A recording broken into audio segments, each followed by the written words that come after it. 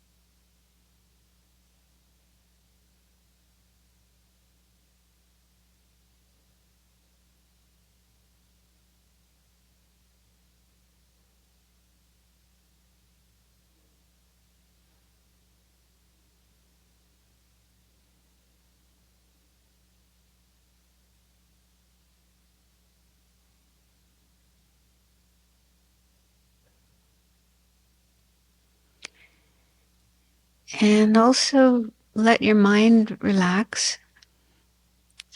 The way we do that is by letting our mind be in the present, right here, right now.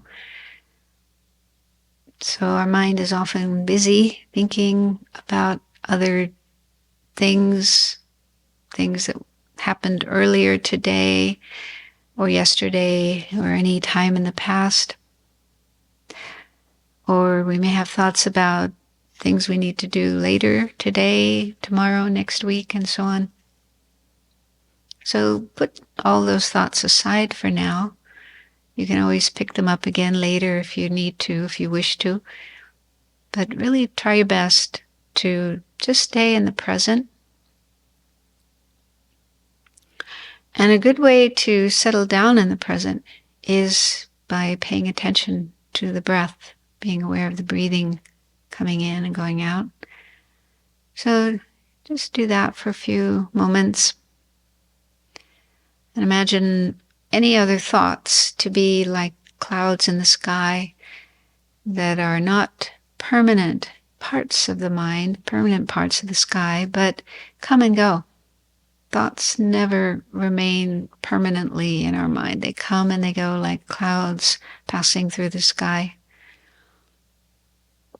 They're also not solid and not things that we must absolutely pay attention to. We can just briefly notice them, and then let them go. So use that approach with thoughts that arise in your mind during this meditation time, as well as the talk afterwards.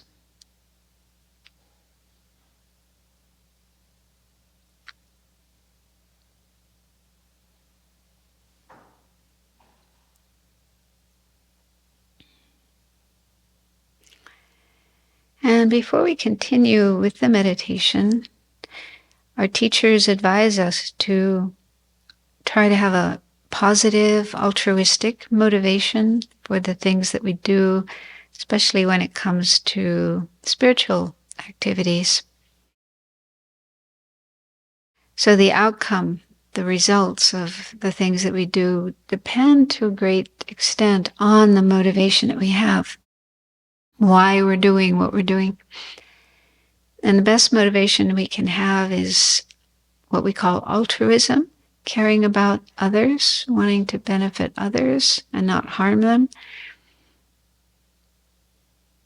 So as an example, you can think, I would like to learn something here today during the meditation and the teaching and so on that will help me be a better person, more able to relieve the suffering of others and help them have greater peace and happiness, and also to create more positive energy for the world at large. So something like that. That's just a suggestion.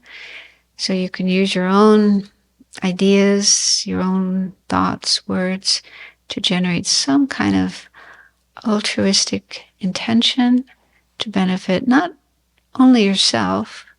Of course, we do want to benefit ourselves, but to also benefit others as much as you can.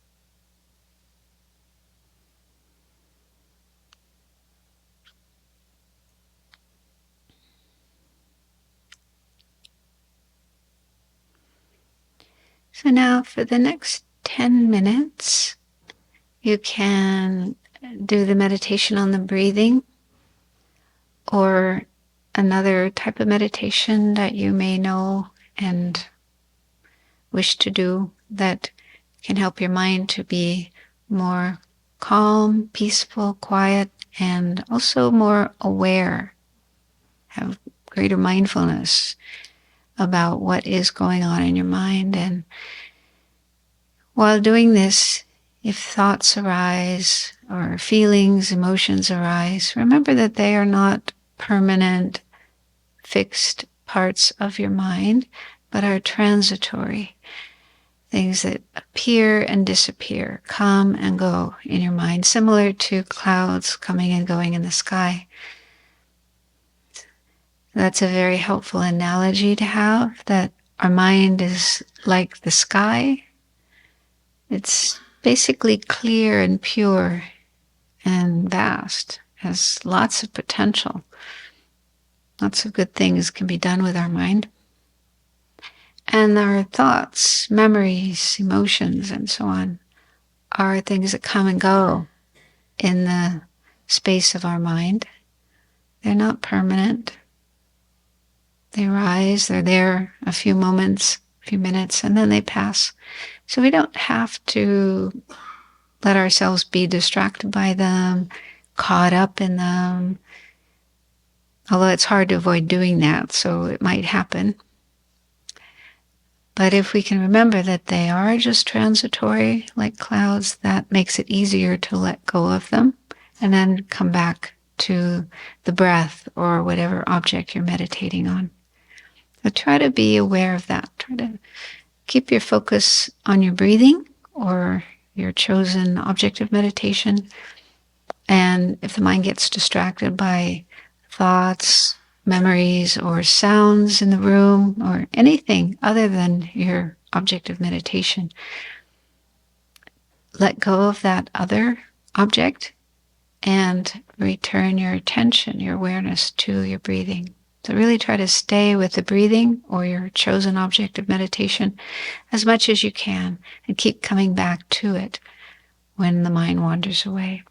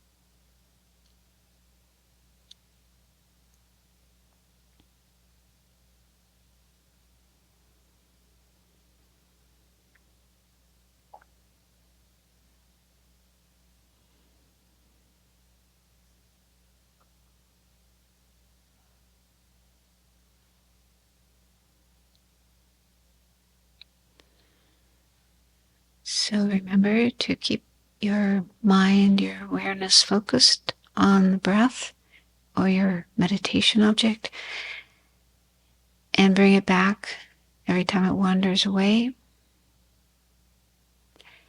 And if you feel sleepy, it can help to open your eyes just a little bit, just a crack, so there's some light coming in, and just have your gaze directed downwards onto your lap or the floor in front of you. That little bit of light coming in can help you to stay awake and alert.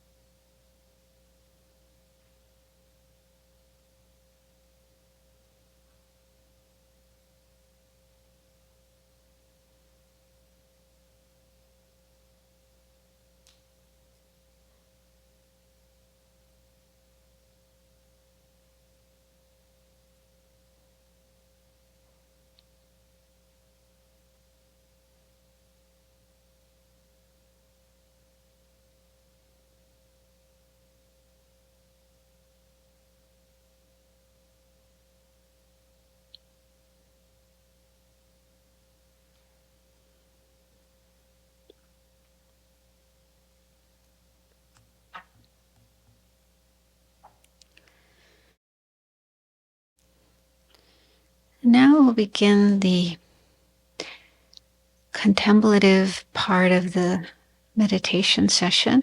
So I'll be talking a little bit and then giving you time to contemplate what I spoke about.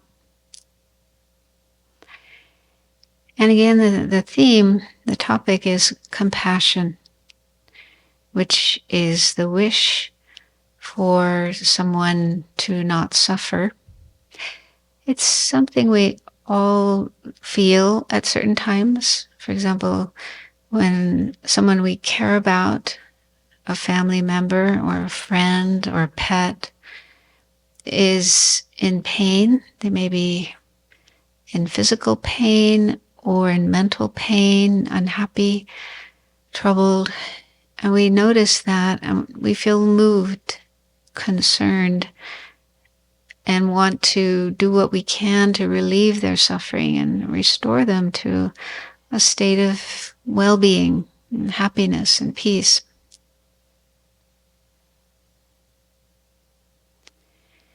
So compassion is an important part of most, if not all, religious and spiritual traditions.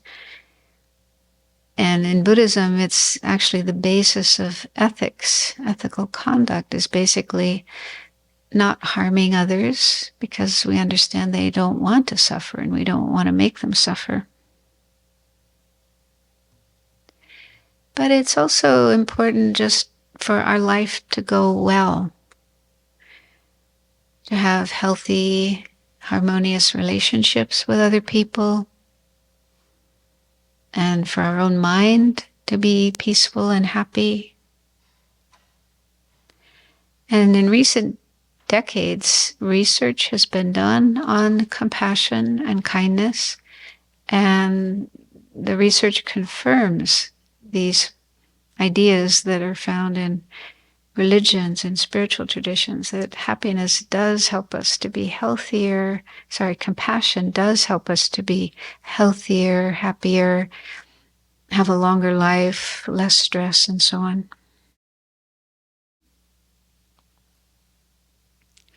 And so it's good to increase our compassion, not just wait for it to pop up in our mind, but work on cultivating it so that we can feel it more of the time, in more situations, and for more people.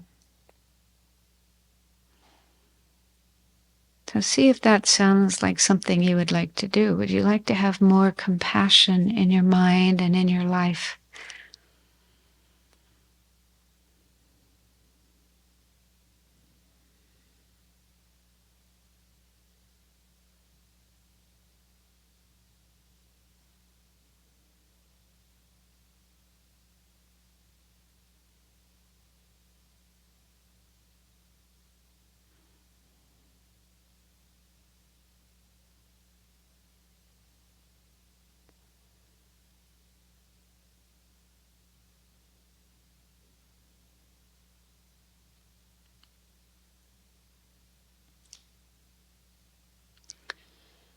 And ideally, compassion should be extended to not just a limited number of people, our family and friends, pets, people we like, but to more and more people, even people we don't know, and even people we have trouble liking. So it does take effort to do this, but it is possible. And it's very rewarding, because if we can have compassion for more and more people, even difficult ones, that will free us from the painful experiences of anger, hatred, jealousy, irritation, resentment. So those are the things that sometimes arise in our mind towards people we don't like, or people who think don't deserve compassion. So if we can have more compassion for them, our mind will not suffer so much. Our mind will be more peaceful and happy, and we'll be able to find forgiveness towards those people. So let's look at how we can start working in that direction. begin by getting in touch with this feeling of compassion. Remember a time when you did feel it for someone, like one of your family members or a friend or a pet, or even a stranger, someone you didn't know, but you observed that person or that being was in pain or was frightened or in some kind of painful experience. And you were able to identify that, empathize with that person or that being, feel moved, touched, and felt the wish to do something to relieve their suffering and help them in whatever way you could and in whatever way they needed. So try to recall a situation like that and then get in touch with that feeling of compassion, wishing that other person or being to not suffer.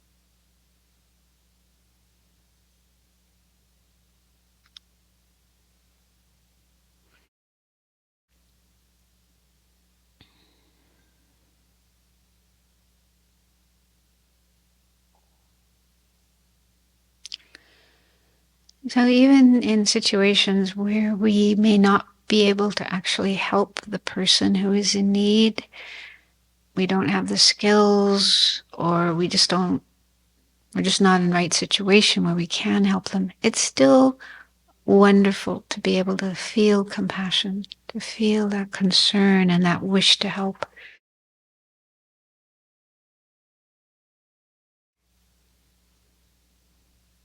So as I said, it's easy to feel compassion for people we already know and care about.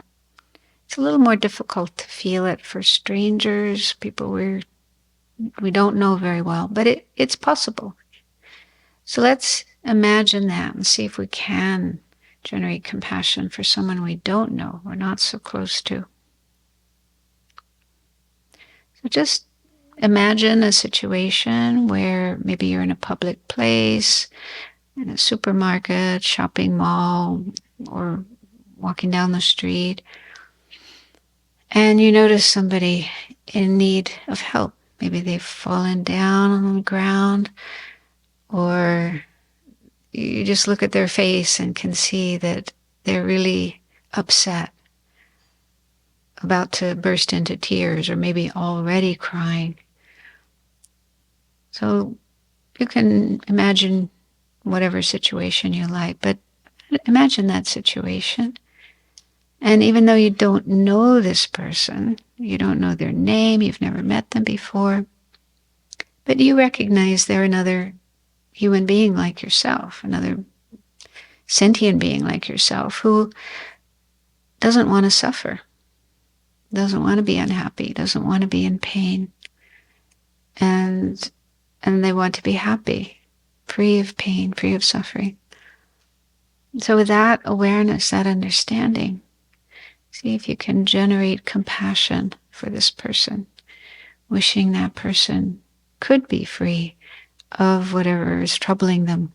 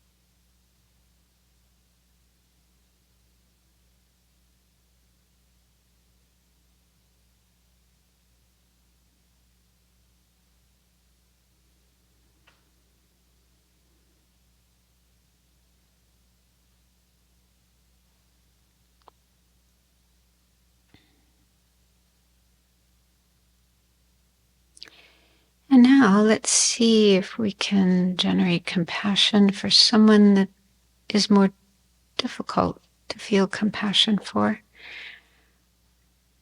Bring to mind someone you know. It could be someone you actually know, or it could be a public figure.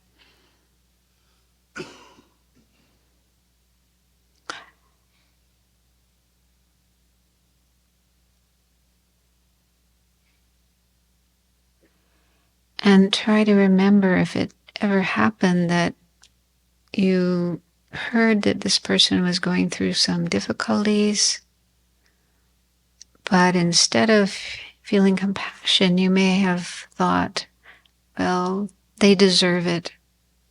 It's good that that's happening to them. Or something like that.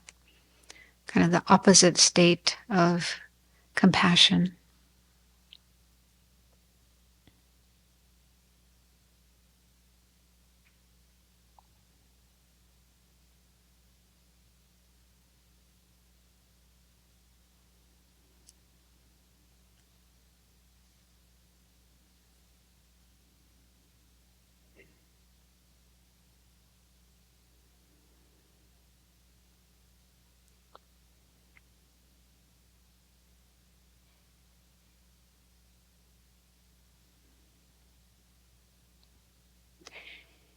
And then step back from that kind of thought or feeling and ask yourself, is that the kind of thoughts and feelings that I would like to have? Do I want to perpetuate such thoughts and feelings and have them more and more for more and more people?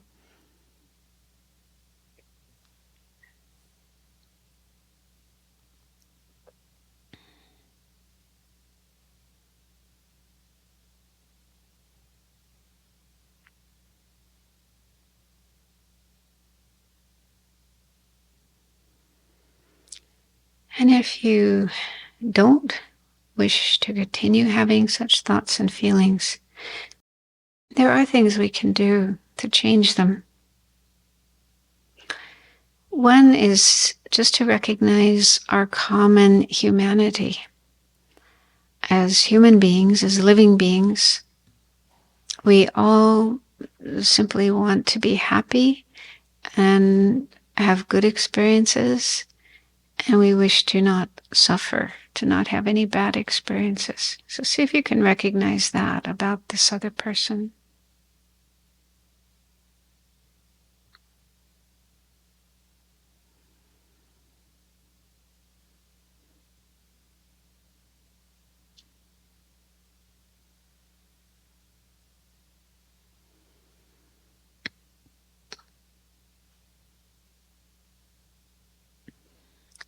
And that wish to be happy and avoid suffering is probably what lies behind everything this person does and says.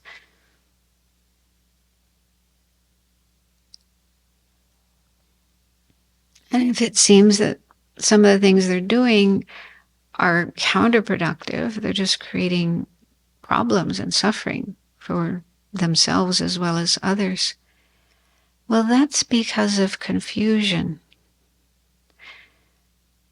The mind can get very confused and not be able to think clearly, and there may be a lot of wrong thoughts and disturbing thoughts and emotions that take over the mind and kind of control what the person's doing. And they don't know how to manage their mind. See if you can recall if that's ever happened to you. Has your mind ever been taken over by disturbing thoughts and emotions that you didn't know how to manage? And maybe you did have some awareness that what you were doing, what you were saying wasn't right, but you couldn't control it. So you just acted on the basis of this confused, disturbed state of mind.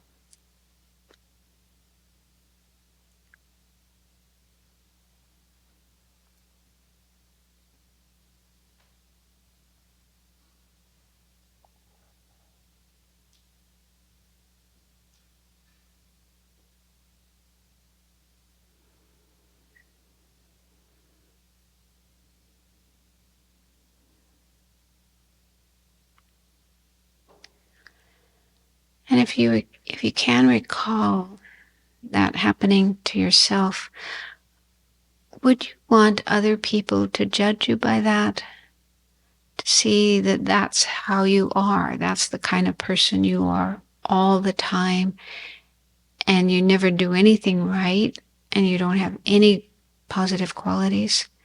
Do you want other people to think that way about you?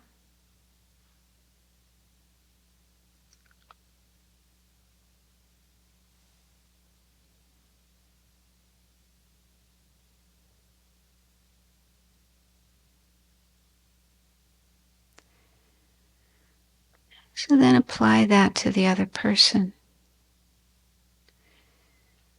They're not 100% bad. They just sometimes get confused and don't know how to manage their mind, their thoughts, their emotions, and they mess up. But that's not who they are and how they are 100% of the time. They do have some good qualities. They do some things well.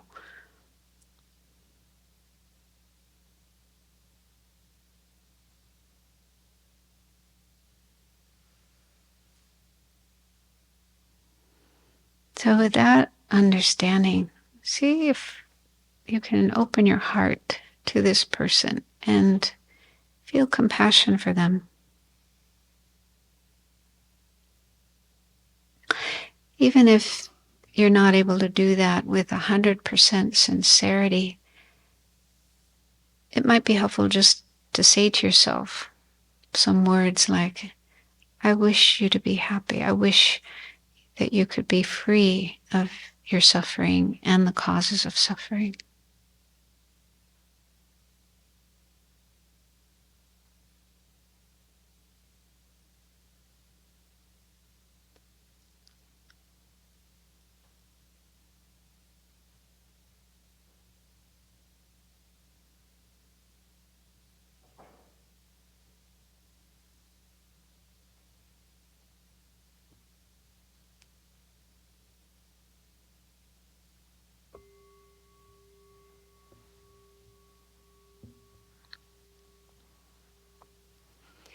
See, let's just mentally dedicate the positive potential, the merit we've created so far.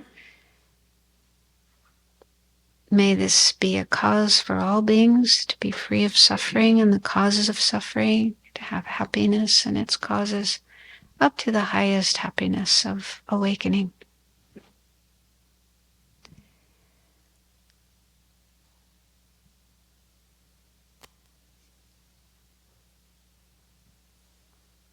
Okay.